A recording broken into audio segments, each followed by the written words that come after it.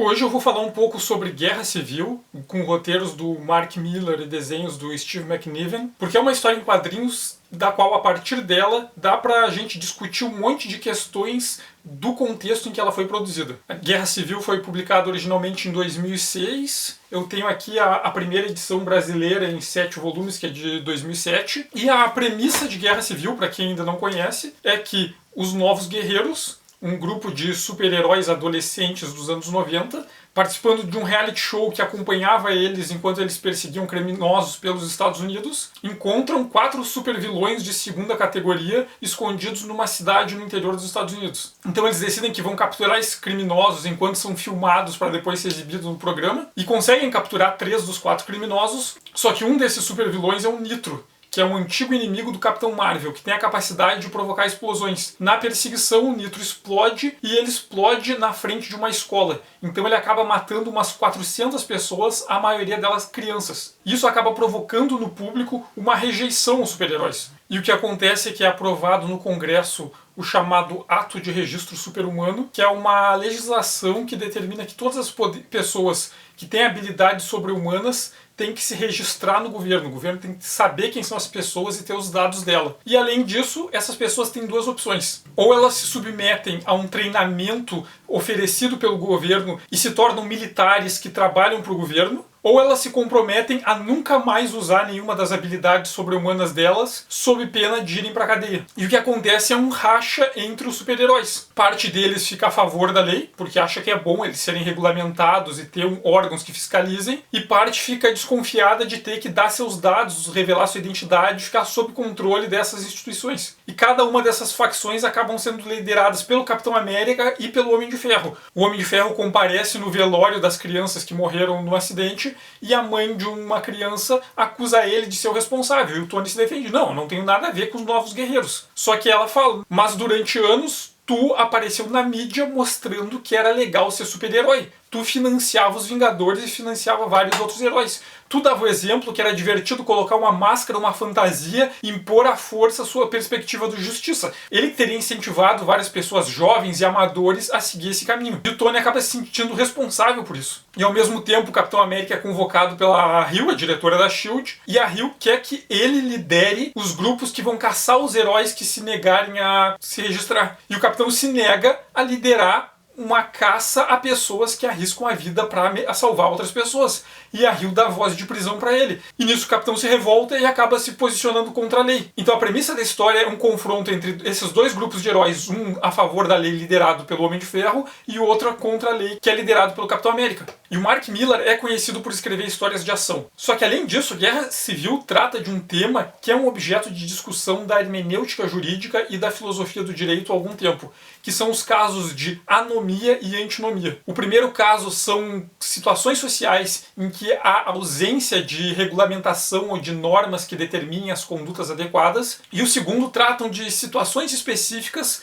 que são abarcadas por 2 normas diferentes que são antagônicas entre si. Um exemplo clássico é uma estação de trem em que tem uma regra que diz que é proibido o embarque de cães. A princípio é simples: pessoas não podem embarcar nesse trem levando cães. Só que daí chega uma pessoa que não tem a visão e ela depende de um cão-guia treinado para se locomover. E quando ela chegar nessa estação de trem, a regra diz que é proibido o embarque de cães, essa pessoa não poderia nunca se locomover de trem. Só que ao mesmo tempo, se chegar uma pessoa carregando um urso, e a regra diz que é proibido o embarque de cães, essa pessoa com um urso poderia andar de trem. Ou ainda, o caso de que existe uma regra que diz é proibido o embarque de animais, mas existe uma regra que diz é permitido o embarque de cães-guias. A pessoa que vem com um cachorro-guia, ela estaria inclusa nas 2 regras. Uma regra que não permite o embarque de animais e outra regra que permite o embarque de cão-guias. Então esse seria um caso de confronto de normas. O cachorro-guia, ele ao mesmo tempo estaria abarcado pelas 2 regras que são contraditórias. Então a teoria geral do direito acabou criando algumas convenções de como solucionar esses conflitos. Um dos casos seria a chamada interpretação teleológica da legislação. É quando se analisar uma lei, ou um conflito ou uma ausência de norma, é pensar em qual era a intenção do legislador quando criou a norma. E num conflito, interpretar a norma a partir de qual interpretação melhor atingiria a intenção original do legislador. Só que isso pode acabar gerando vários problemas, porque interpretar a intenção da pessoa que criou a norma, sendo que essa intenção não está expressa diretamente na norma, acaba sendo um processo extremamente subjetivo. Depende de quem vai fazer essa interpretação, pode chegar a conclusões diferentes. Já outros critérios são mais objetivos. Um deles é que a norma mais nova prevalece sobre a norma mais velha. Então, se se tem uma regra e posteriormente cria uma outra regra que contraria a primeira regra, presume-se que a segunda regra, ao ser criada, simultaneamente revoga todas as regras anteriores contrárias a ela. Outra premissa é que a regra específica se sobrepõe à regra geral. Então, se tem uma regra que diz é proibido o embarque de animais, mas ao mesmo tempo tem uma regra que diz é permitido o embarque de cães-guias, a regra específica que trata apenas de cães-guias pressupõe-se que é uma exceção à regra geral. E outra das premissas objetivas é a questão de hierarquia. Uma regra estadual se sobrepõe a uma regra municipal. Uma regra federal se sobrepõe a uma regra estadual e uma regra municipal. Uma norma legislada se sobrepõe a uma norma administrativa. Uma norma de lei complementar, que é aquela que trata de minúcias de uma norma constitucional, se sobrepõe a uma lei ordinária. E a Constituição se sobrepõe a todas as outras normas. Mas daí a gente tem um problema. O que acontece quando duas normas constitucionais que estão no topo da hierarquia são contraditórias? A maioria das constituições tem algum dispositivo, uma estipulação de quais são seus princípios gerais. Quais seriam os princípios gerais que norteiam aquela Constituição, e todas as normas derivadas dela devem ser interpretadas a fim de atingir esse objetivo. Então, os princípios gerais de uma Constituição podem ser a justiça, a igualdade entre os povos, as liberdades individuais, o direito à saúde. E num conflito entre normas constitucionais, prevalece aquele que, no caso específico, atingiria esses princípios constitucionais. O problema tratado em Guerra Civil é justamente um conflito de princípios constitucionais. A lei de registro de super-humanos foi aprovada e o Tony Stark pensa, pô, a lei tem apoio da maioria da população.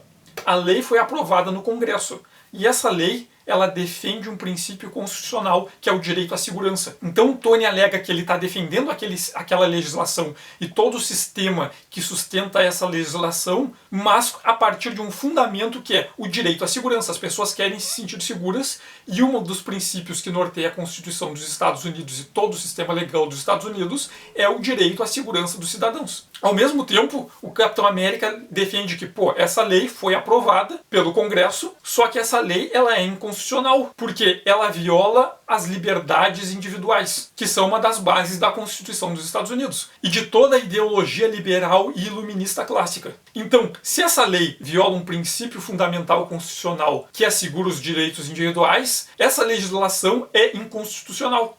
E se ela é inconstitucional, ela não vale. E por essa perspectiva do Capitão América, essa legislação de registro, ela acaba ferindo garantias fundamentais de individualidade dos sujeitos. Vamos pensar no mutante. O mutante, ele nasceu com aquelas capacidades que ele tem. Aquilo é uma parte inerente de quem ele é. Como uma legislação vai aprovar que ele tenha que abrir mão de uma característica que é fundamental dele? Para entender essa perspectiva, a gente pode pegar um exemplo de um atirador olímpico. Vamos imaginar um esportista que ele é praticante de tiro ao alvo e ele ganha medalha de ouro nas Olimpíadas. Daí chega o governo e diz para ele, olha só, tua mira é boa demais. Tu tem uma habilidade em que tu se destaca de todos os outros. Então tu tem duas opções. Ou tu vira militar e vai ser treinado pelos Estados Unidos e vai atirar em quem o governo mandar que tu deve atirar. Ou tu nunca mais pode dar nenhum tiro e praticar de nenhuma competição de tiro ao alvo porque tua mira é boa demais para tu ficar andando livre e participando de competições sem o Estado te controlar. Agora imagina isso numa pessoa que tem poderes de cura. Ou tu se registra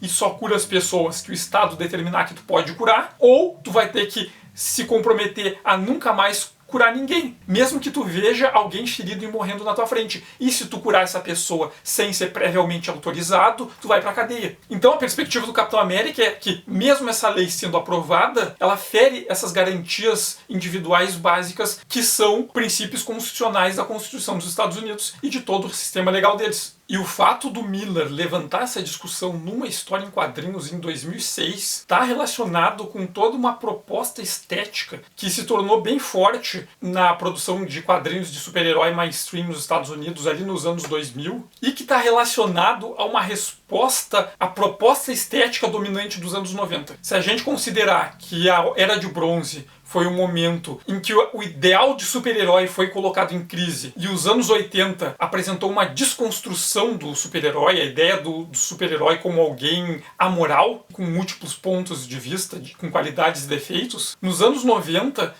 houve toda uma tentativa de recuperar a ideia do super-herói idealizado e maniqueísta, que foi um ponto que eu tratei no vídeo sobre o Reino do Amanhã. Aquela tentativa de negar algumas propostas dos anos 80 com um saudosismo à Era de Prata, mas que acabou criando um ideal de um herói que ele é idealizado, maniqueísta, mas ao mesmo tempo esvaziado. E o que aconteceu nos anos 2000 foi justamente uma tentativa de negar esse retorno à Era de Prata e continuar alguns pontos levantados nos anos 80. Duas questões fundamentais para essa proposta estética dos anos 2000 começaram ainda nos anos 90, mas se tornaram dominantes nos anos 2000. Uma delas é uma continuidade, essa desconstrução do super-herói dos anos 80 que levou a essa perspectiva amoral, que foi pegar esse ponto e levar ele mais adiante. Um dos autores que vai ser responsável por iniciar essas discussões é o Garth Ennis. Ele vai pegar algumas ideias que já tinham aparecido no Hellblazer e lá no Hitman e no Preacher ele vai desenvolver a ideia de ir mais além. O herói não só é amoral, mas sim o herói que é imoral. Pegar um cara, dar poderes para ele colocar um uniforme e aparecer em público e dizer que é um herói não faz automaticamente dele uma boa pessoa, como acontecia na Era de Prata, por exemplo. Então, se nos anos 80 a gente tem uma desconstrução do modelo heróico, nesses anos 2000 a gente vai ter a destruição do modelo herói. É pegar o herói e mostrar, olha como os super-heróis são babacas, como tem gente que ganhou poderes, colocou uma roupa e continua sendo uma pessoa escrota. Esse ponto vai aparecer muito na obra do Ennis, vai aparecer depois nas próprias obras do Miller, no Authority, no The Boys. Vai ser um tema que vai ser bem forte nos anos 2000. Essa ideia do pegar um cara babaca e colocar ele como protagonista. E mesmo ele sendo um babaca, acompanhar a narrativa a partir da perspectiva dele. E não é nem um anti-herói, porque não é nem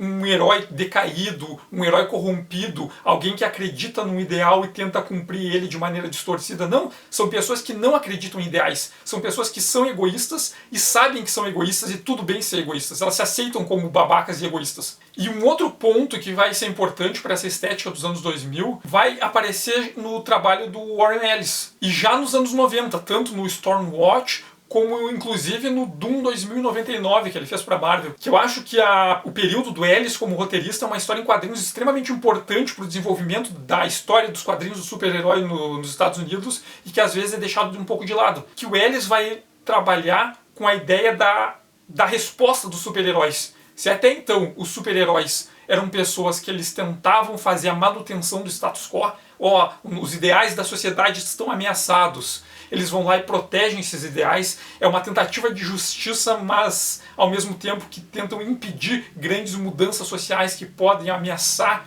o funcionamento da sociedade, como se entende. Vão surgir super-heróis proativos. Eles não querem só manter o status quo. A ideia de justiça deles não é só responder a uma provocação de uma ameaça. É um ideal de justiça que é de provocar mudanças, que é de interferir na política. Então o Ellis vai levantar um ponto que é: se durante os anos 90 as histórias em quadrinhos elas eram fantasias de poder, de porrada e explosão vazias, se os anos 90 foram um período em que os quadrinhos não disseram nada, os anos 2000 seriam a década em que os quadrinhos iam correr atrás para falar tudo que eles deixaram de falar nos anos anteriores. Então a ideia de super-heróis que decidem ativamente interferir na política do mundo.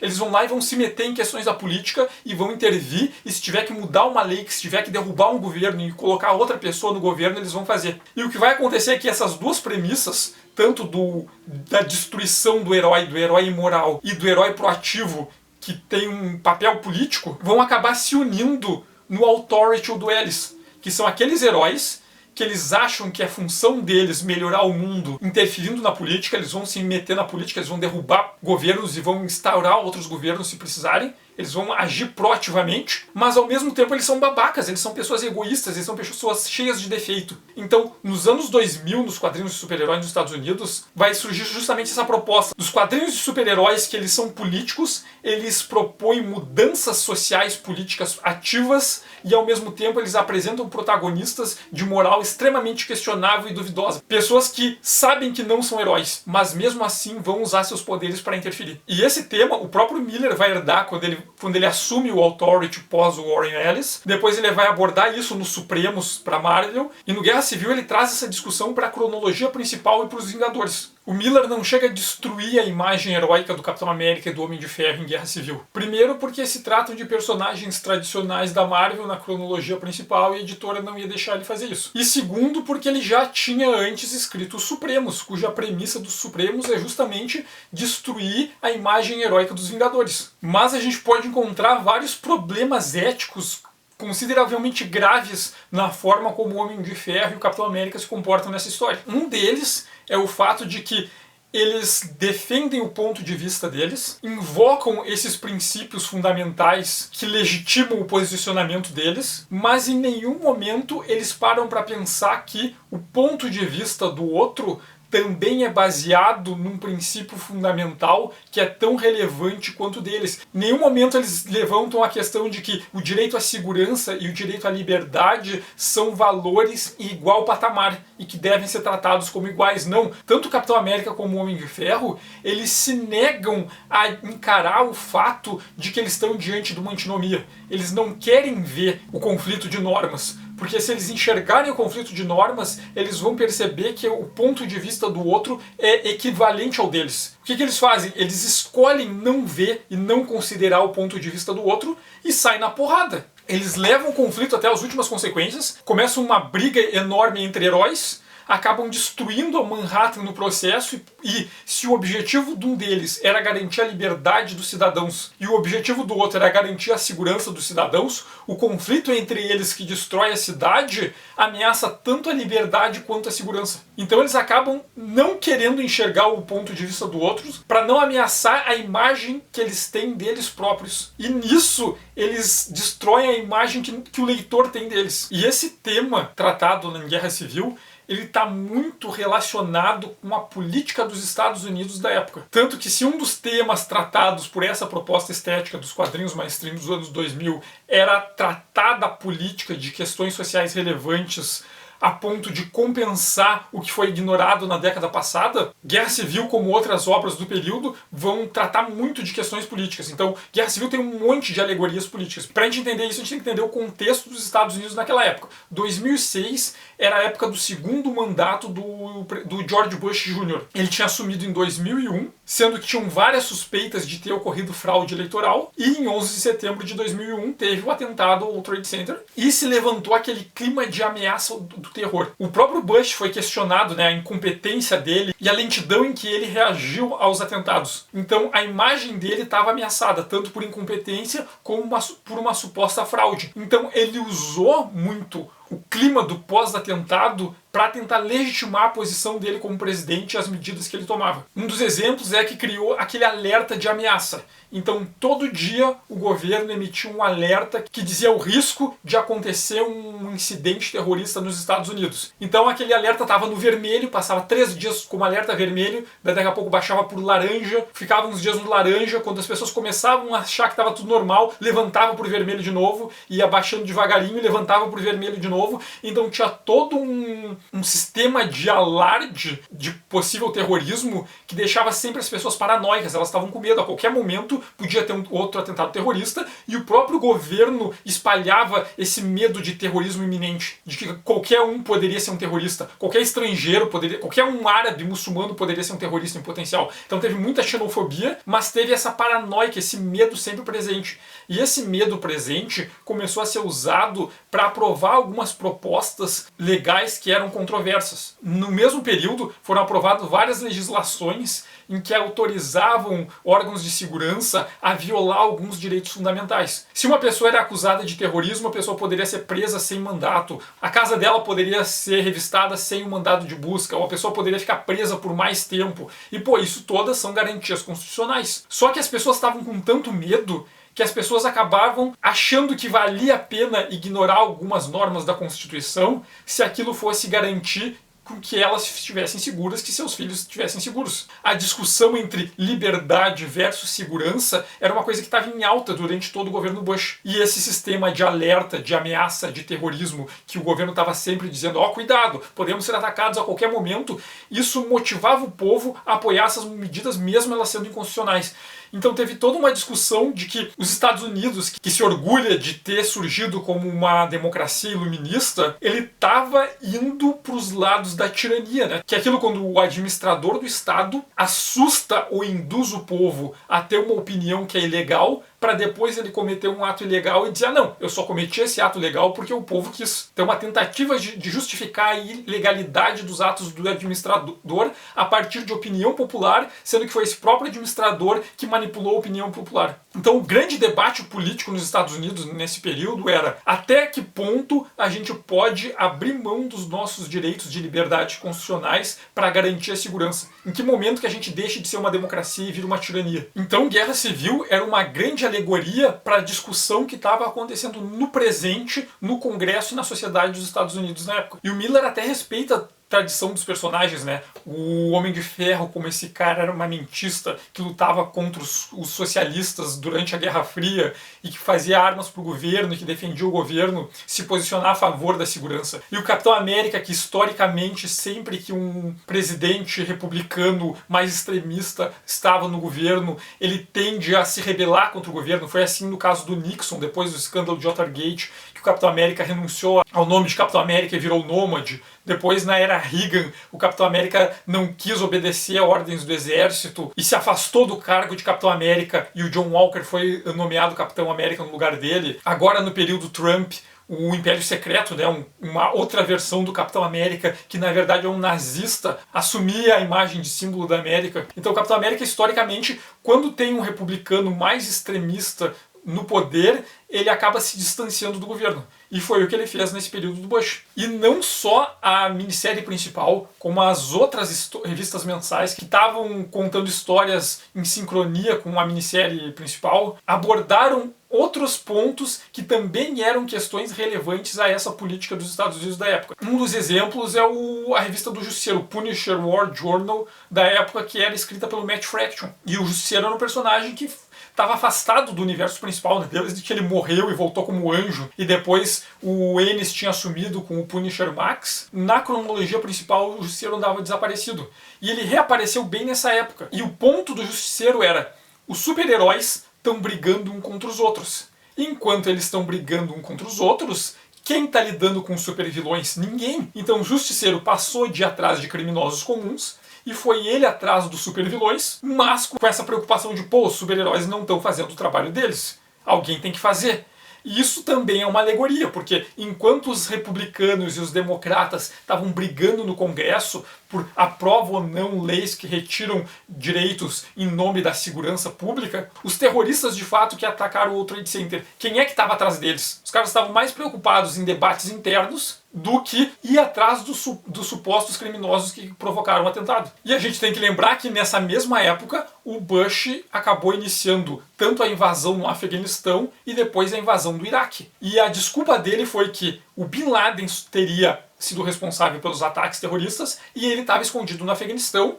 E o Afeganistão tinha armas de destruição em massa, armas nucleares ou biológicas. Isso justificou toda uma movimentação militar, teve toda a invasão no Afeganistão, e ao mesmo tempo isso estava relacionado com o Bush tentando se legitimar, porque ele tinha aquela imagem de presidente que foi incompetente durante os ataques, e ele dizer que o Afeganistão era o responsável pelos ataques e mandar os exércitos lá dava uma satisfação para a população média. Olha só, ele está fazendo alguma coisa, ele está nos vingando. Só que teve toda a ocupação, teve a guerra e o que constataram? Que o Afeganistão não tinha nenhuma arma de destruição em massa. Não tinha arma biológica, não tinha arma nuclear e não acharam Bin Laden lá. Então o Bush disse, não, peraí, ele não está no Afeganistão. Mas o Iraque tem armas de destruição em massa e o Bin Laden está lá. Então teve a invasão no Iraque, depuseram o governo lá também, teve toda a operação militar lá e No final, descobriram que o Iraque também não tinha armas de destruição nucleares nem biológicas. Essa suposta existência de armas de destruição em massa foi uma desculpa para invadir o Iraque e o Afeganistão, para o Bush usar essa invasão como legitimação, como ele era um presidente eficiente e como ele estava cuidando dos interesses dos Estados Unidos e vingando as injustiças cometidas contra os Estados Unidos. Só que ao mesmo tempo, tinham outros interesses lá, que também foram representadas de maneira alegórica durante a Guerra Civil.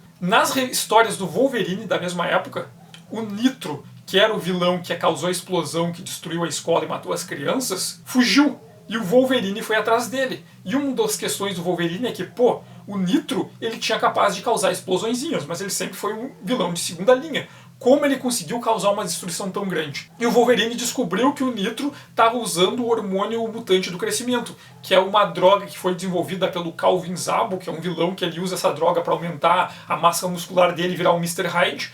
E se utilizada por outras pessoas que já têm poderes, elas aumentam exponencialmente os poderes dessas pessoas. E o Nitro estava usando essa droga que não só ele, como outros supervilões receberam de uma grande empresa de construção civil. E essa empresa, ela tinha contratos com o governo para fazer a limpeza e reconstrução de locais onde houvessem destruições causadas pelo confronto de super-humanos. Então eles começaram a distribuir essa droga para supervilões, para aumentar os poderes deles, e quando eles entrassem em confronto com a polícia ou com heróis, eles iam causar mais destruição e essa empresa receberia valores maiores para reparar os estragos. E essa premissa da história do Wolverine também é uma alegoria com algo que de fato tinha acontecido naquele período, que era a campanha eleitoral do Bush foi financiada muito por empresas da área do combustível e da construção. E essas empresas também investiram bastante em fazer campanhas para conseguir apoio popular para a invasão do Afeganistão e do Iraque. E depois que houve de fato essa invasão, essas empresas ganharam os contratos para extrair petróleo do Afeganistão e do Iraque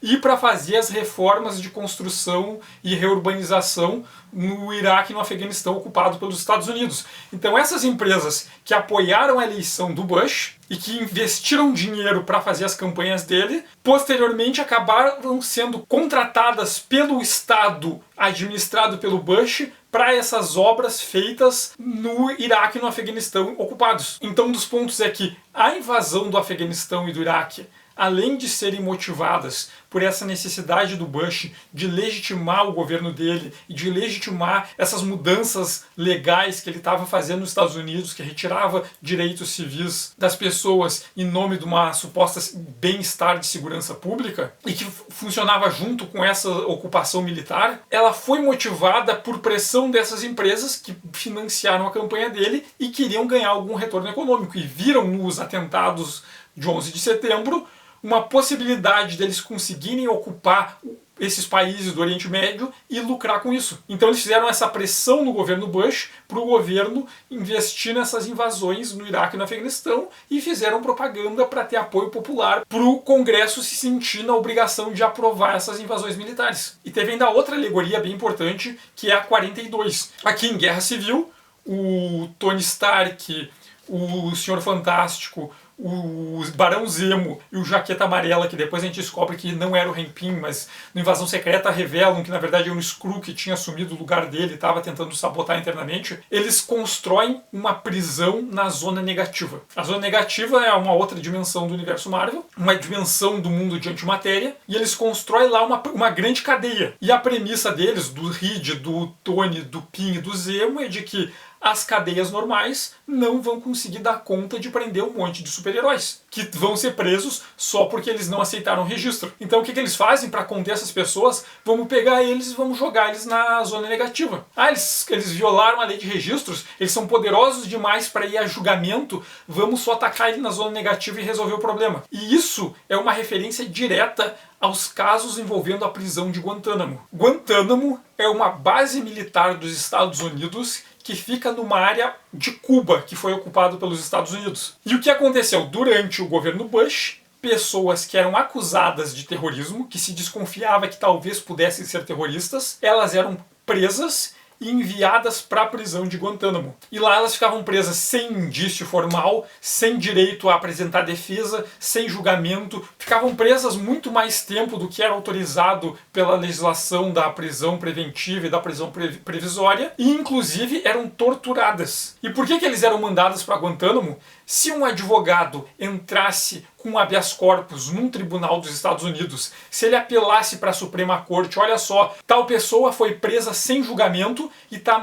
sendo torturada e não teve direito à defesa, mesmo que a Suprema Corte reconhecesse que a prisão era ilegal, a Suprema Corte dos Estados Unidos não poderia obrigar o Estado a soltar o preso porque ele estava preso fora de solo dos Estados Unidos. Então uma prática comum do governo Bush foi, desconfiava-se que alguém era suspeito de terrorismo, pegava esse cara, largava em Guantánamo e ele não tinha nenhum direito legal. Ele podia ser torturado, ele podia ficar preso para sempre, sem nunca nem ter a chance de apresentar a defesa dele, de apresentar alguma apelação, e não tinha nada que o sistema legal dos Estados Unidos pudesse fazer. Então a prisão de Guantánamo funcionava para que a CIA e o Bush conseguissem contornar a lei, manter pessoas presas ilegalmente, sem que o judiciário pudesse fazer qualquer coisa a respeito. Então Guantánamo foi um dos grandes exemplos de como o governo Bush estava em nome de uma suposta segurança nacional, ignorando completamente os direitos básicos das pessoas. Simplesmente se ignorava a lei,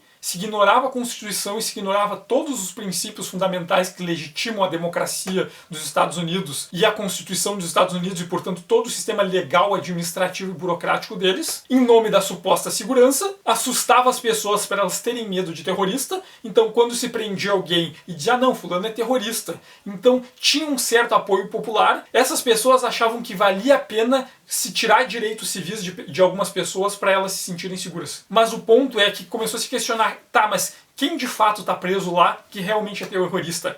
Quem lá não está preso porque fez alguma coisa que desagradou o governo? Porque tem alguma informação de algo ilegal ou de algum ato de corrupção dentro do governo e para que não falasse era jogado em Guantánamo. Ah não, ele é suspeito de terrorismo. Então Guantánamo foi um grande exemplo de como o governo Bush Júnior estava transformando os Estados Unidos de uma democracia numa tirania. E por isso a prisão 42 é uma alegoria extremamente importante em Guerra Civil. Porque ela é uma forma do Miller e dos outros autores da Marvel na época fazer essa crítica a Guantánamo. Olha só, tem uns caras que dizem que são representantes da lei, guardiões da justiça, que podem ser tanto super-heróis como o presidente e a CIA, e em nome dessa segurança e dessa justiça, eles estão pegando pessoas e colocando elas numa prisão sem direito à defesa, ignorando todos os direitos legais, ignorando a presunção de inocência em nome dessa suposta justiça, e tem pessoas que estão achando isso normal, que estão, ah, que bom, nós estamos mais seguros, tá, mas tu tá mais seguro até o ponto que tu fizer uma coisa que desagrade o governo e o governo decidir que vai te mandar para Guantánamo e tu, em Guantánamo, não tem direito a provar tua inocência. Tu não tem nem direito a se manifestar. Não tem nem direito a ter um processo legal. Então, por isso, Guerra Civil é tão importante. Não só ela é um exemplo marcante da proposta estética que se tornou forte nos quadrinhos dos Estados Unidos dos anos 2000, como ela é uma crítica direta e aberta dessa produção de quadrinhos que se considerava que era importante que as histórias em quadrinhos tratassem de política, de questões sociais de fato, porque na década anterior isso tinha sido ignorado, tinha se produzido quadrinhos vazios. Agora eles teriam que correr atrás e apresentar todas as discussões acumuladas durante essa década perdida, como ela também faz essa denúncia e essa crítica à política da época, a política específica, ao governo Bush especificamente na época. Então ela é uma grande alegoria do contexto sociopolítico dos Estados Unidos dos anos 2000. Quem não leu Guerra Civil e puder, eu recomendo muito, não só a minissérie principal, mas vários dos títulos paralelos, dos títulos mensais paralelos que estão associados à Guerra Civil, como o caso das histórias do Wolverine que eu citei, e dos próprios Vingadores, vão ajudar a montar essa alegoria e essa crítica social à política dos Estados Unidos da época. Então, quem puder ler, eu recomendo. Agradeço quem assistiu até agora, peço que quem puder curta, compartilhe, porque ajuda bastante o canal. Comentem também quem tiver opiniões e críticas e sugestões. E obrigado e até o próximo vídeo.